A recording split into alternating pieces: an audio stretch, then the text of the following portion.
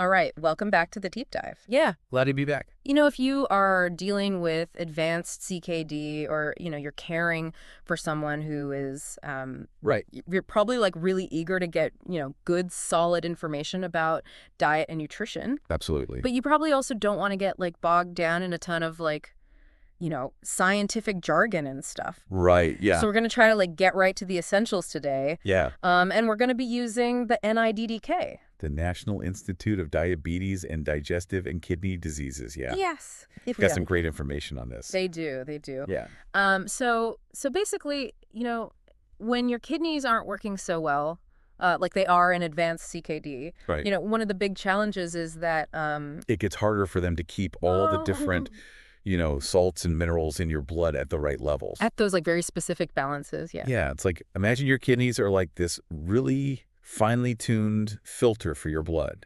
And when that filter starts to get, a little bit clogged, Right. Gunked up. it can't regulate everything as well. Right. It can't keep up. So that's where what you eat and drink really starts to have a huge impact. Yeah. It becomes like your most important tool almost. It really does, because it directly affects that balance. Right. That balance, that's like so crucial. Yeah, and how you feel from day to day. Right. Exactly how you feel. Yeah. So we're going to kind of like break this down into like those core parts of your diet. Right. Like, we're talking about calories, protein, the different kinds of fats. Yeah, all the good stuff. Yeah, the good stuff. The minerals. Yeah, and how they, interact with your body when your kidneys aren't working at their best. Right, exactly. So that's kind of like our mission for today. I like it. Is to give you that like clear picture Yeah, that makes sense. of like, okay, what do I really need to focus on Right. when it comes to this?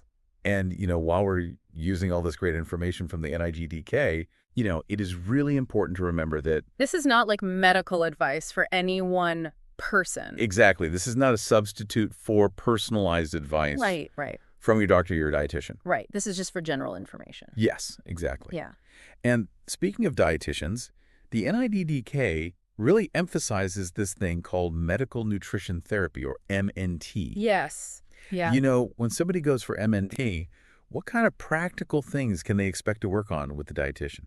That is such a good question. And Yeah. like from what I've read, it's like it's specialized nutrition counseling with a registered dietitian, but A renal dietitian. yeah, who like really gets kidney disease. Absolutely. They're not just like, here's what you eat for like general good health. Right. It's like, They understand the nuances. yes, they get it. Yeah. So during MNT, like you can expect them to, really look at what you're eating now. Right, like a detailed assessment. Yeah. Help you create a personalized meal plan Yeah, which is so cool. that fits your needs and preferences, Exactly, your lifestyle. Yeah. And they'll teach you Yeah. how to read those food labels. Which is so confusing. Oh, it can be. I know. It's like so overwhelming. Especially with all the different names for things and Yeah. the serving sizes. Right. They'll help you navigate all that. Yeah. So, I mean, that's like the gold standard, right? Oh, absolutely. If you can get MNT, It's like having a personalized roadmap Yeah, to eating well with CKD. exactly. Yeah. And here's the thing. A lot of people don't realize that Medicare actually covers MNT services That's huge. for people with CKD. It is. So that includes like getting the referral to the registered dietitian. Yeah, so talk to your doctor. Yeah. If you're on Medicare, see if you qualify. Right. Exactly. And even if you have other insurance, Definitely check. definitely worth checking to see if they cover it. Yeah. Because having that personalized eating plan is going to be your strongest strategy. It is. Yeah. So think of this deep dive as like giving you the tools. Right. So you can then go have a really good conversation with your doctor. Absolutely. This is about empowering you Yeah. to make informed decisions Yeah, exactly. about your health. So let's start with the basics. Calories. Okay. Good place to start. Why is it so important for someone with, advanced CKD Right. to make sure they're getting enough calories? Yeah, so the NIDDK really highlights this. The food and drinks we consume, they provide our bodies with energy. Right. And that energy is measured in calories. And that energy like lets us do everything. It does. It powers everything we do. Right. From thinking to moving to just keeping our organs functioning. Yeah, exactly. Now, for someone with advanced CKD, Right. there can be a real risk of unintentionally losing weight. Right. And that's not good. Right. No. It can happen for a few different reasons. Right. Maybe your appetite changes. Right. You just don't feel as hungry. Exactly. You don't feel hungry. Or food just doesn't taste as good as it used to. Yeah, or it tastes different. Yeah, different and not in a good way, right? Right. And losing too much weight, that can actually make you weaker and less well overall. And you think like, oh, losing weight's good, but Yeah, not always. not if you're not trying to. Right, especially when you're dealing with a chronic illness. Yeah, exactly. So making sure you get enough calories, especially from nutritious sources. Right, from like good, healthy food. Exactly. That becomes really important. It's not just about eating more, it's about eating smart. Absolutely. Yeah. To maintain a healthy weight and have enough energy to get through your day. Right, right, Now, if you're noticing that your appetite has changed a lot, right, or that foods you once enjoyed just don't appeal to you anymore. right. They don't sound good at all. You got to bring that up with your dietitian or your doctor. Yeah, that's an important one. Yeah, they can help you find healthy ways to get those calories you need. Yeah, they have like tricks up their sleeve. They do. They have strategies and suggestions. Right, they can tell you like, here's some things that are calorie dense. Right, yeah. But are still like okay for your kidneys. Exactly, and they can offer tips for managing those appetite changes too. Right, because that can be so frustrating. It can be. Yeah. Okay, so we've talked about calories. Let's move on to protein. Okay, protein. Everybody always has questions about protein. Yeah, protein is a big one. It is. And for good reason, right? Right. Because we know it's essential, right? It's like the building block for everything. It is. It builds and maintains our muscles, our bones, our skin, our organs. Everything. It Yeah. helps us fight off infections. Right. It helps us heal. It's crucial. It's crucial. Yeah. But here's where it gets really interesting when we're talking about CKD. Okay. Yeah. When your body uses protein, it breaks it down Right. Yeah. into these waste products. Right. Okay. And your kidneys, they normally filter those out of your blood. Right. That's their job. That's their job.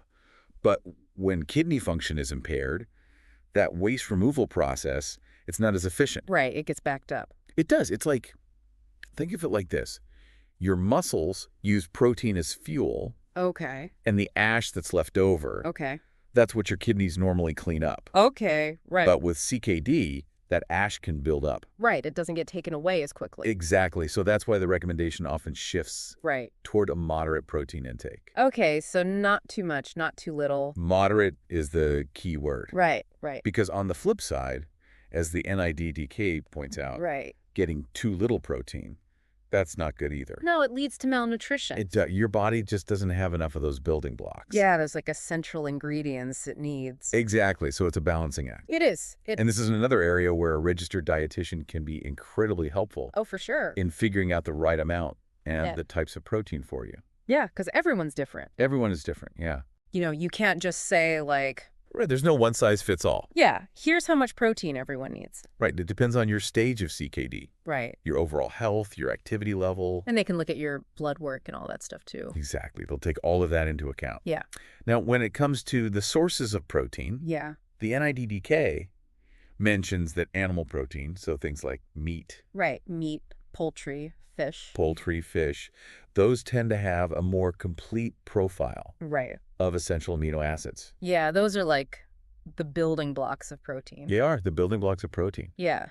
But a well-planned vegetarian diet Right. can also absolutely meet your needs. Yeah. You don't have to eat meat. You don't have to, the key phrase there is well-planned. Yeah, you got to be careful. It takes a little more thought Yeah. to make sure you're getting all the essential amino acids from different plant-based sources.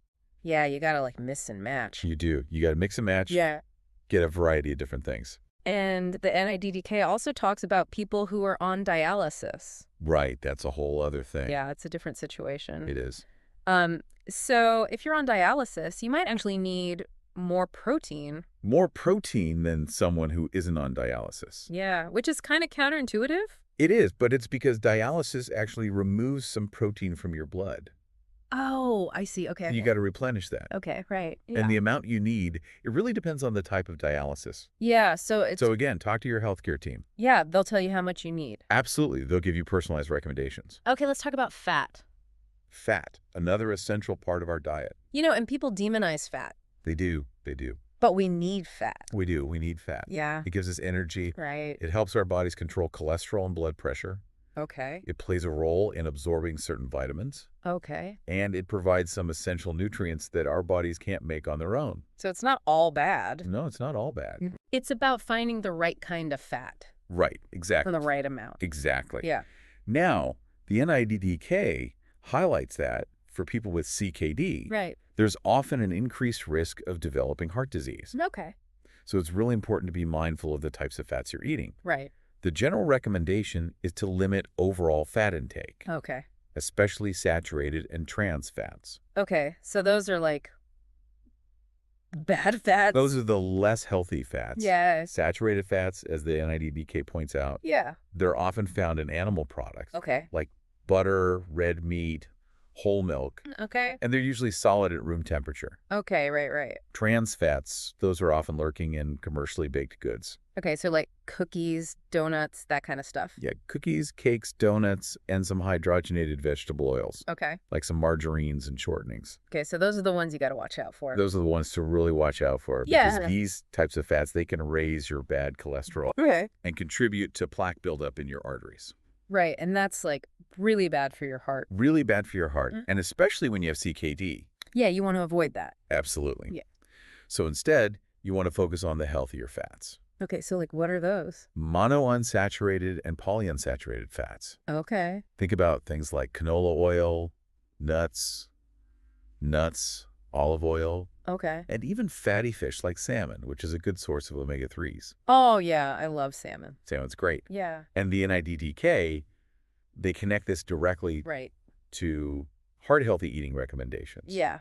So they suggest practical tips, Yeah. Like what? like grilling or baking your food instead of frying it, Okay. Yeah. That makes sense. using less butter and oil when you cook, Okay. choosing leaner cuts of meat. Right. Okay. So like simple swaps. Simple swaps, yeah, Yeah. that can make a big difference. Right. Right. And it all makes sense when you consider how closely linked kidney health and heart health are. Yeah. It all kind of ties together. It does. It all ties together. Yeah. Okay, let's talk about sodium.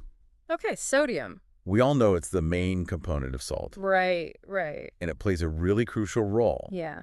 in helping your body maintain that fluid balance. Right. That balance we keep talking about. Exactly. It's all about balance. Yeah. But the thing is, too much sodium, Right. as the NIDDK explains, Yeah. can cause your body to hold on to extra water. Okay. And that fluid retention, it can lead to problems like high blood pressure Right. and swelling, and that puts extra strain on your kidneys and your heart. Yeah. Those poor kidneys are already working so hard. They're doing their best. Yeah. So we got to make their job a little easier. Right.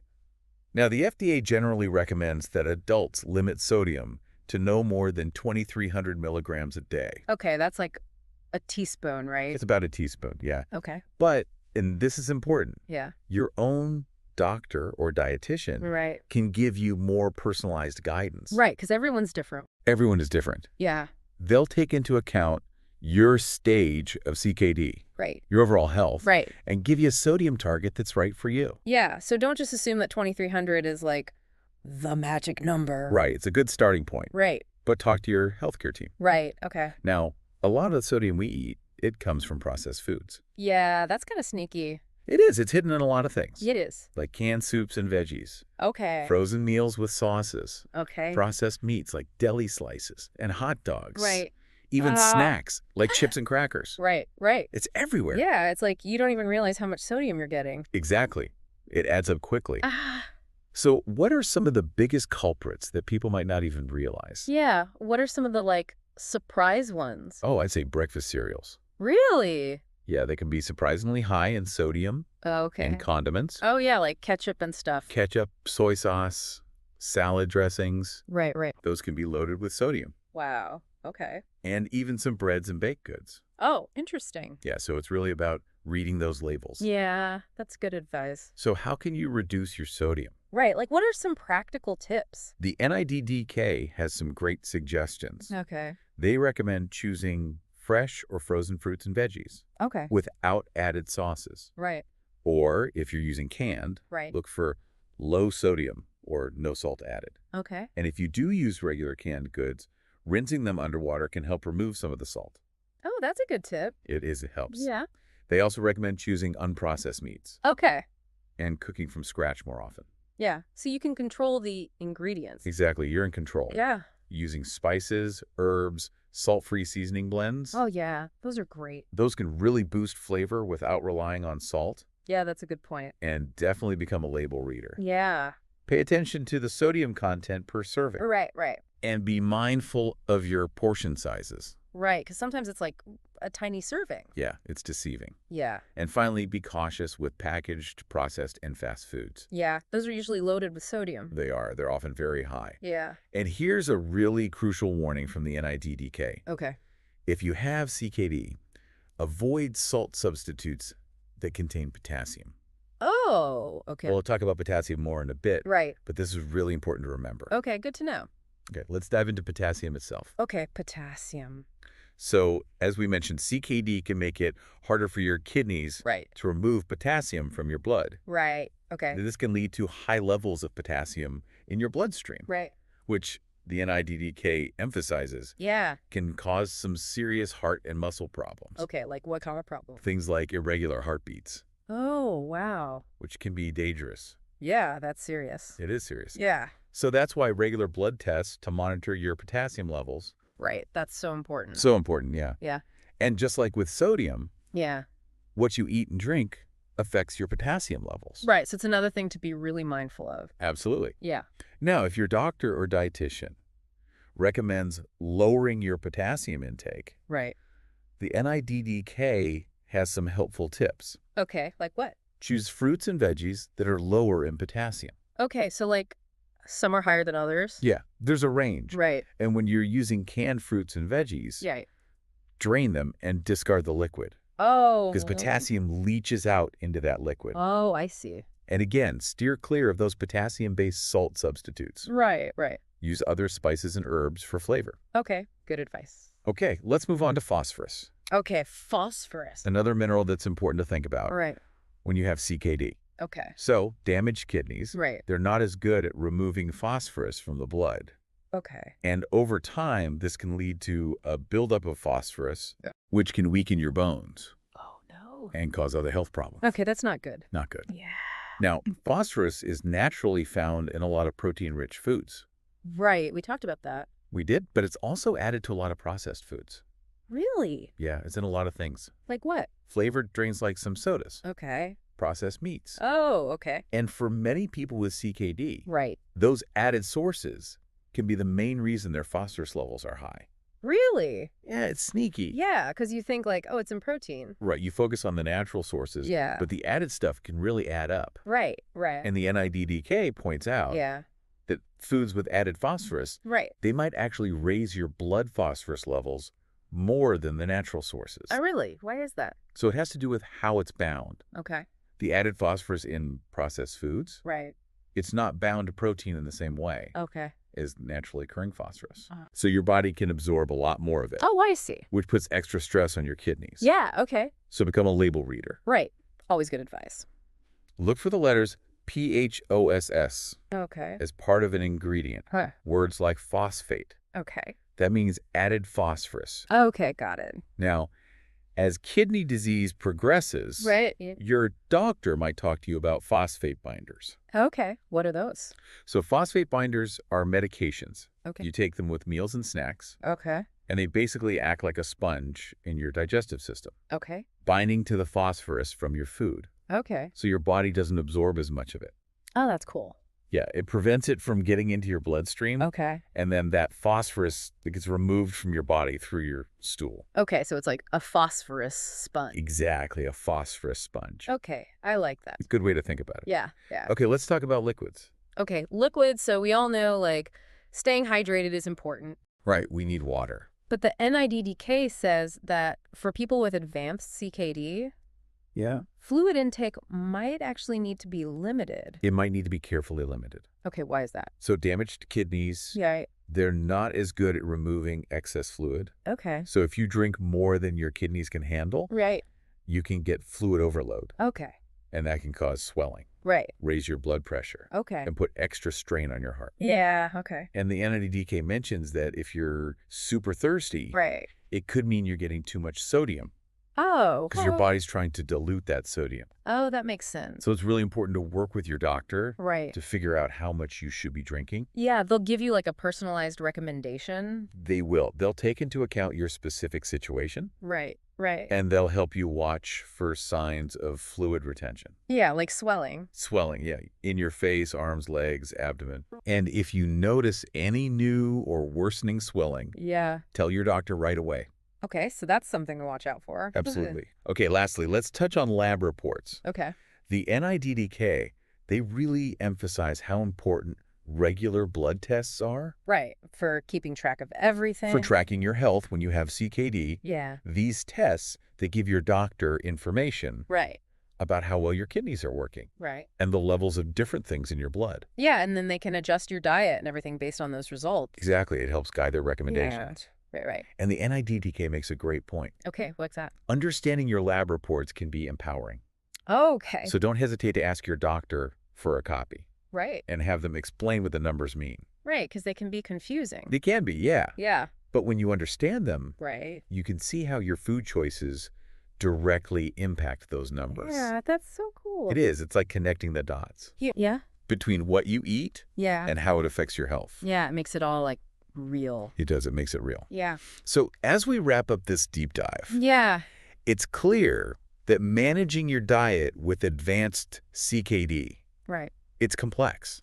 It is. It is. It involves understanding how all these different nutrients interact Right. with your body. Yeah, when your kidneys aren't working their best. Exactly. It's a whole system. Yeah, it is. And we've covered a lot. We have.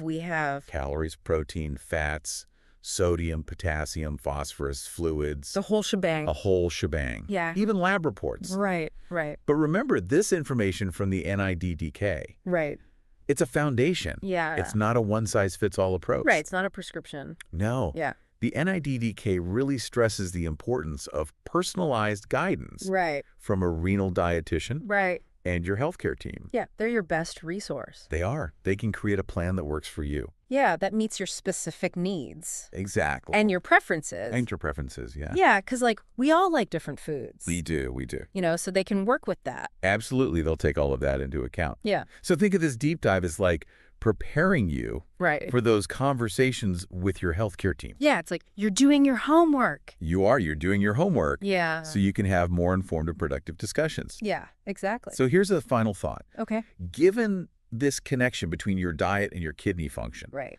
what other proactive steps Okay. beyond just food choices Right. might help you manage your CKD Yeah. and improve your quality of life? Ooh, that's a good one. Yeah, it's like something to think about.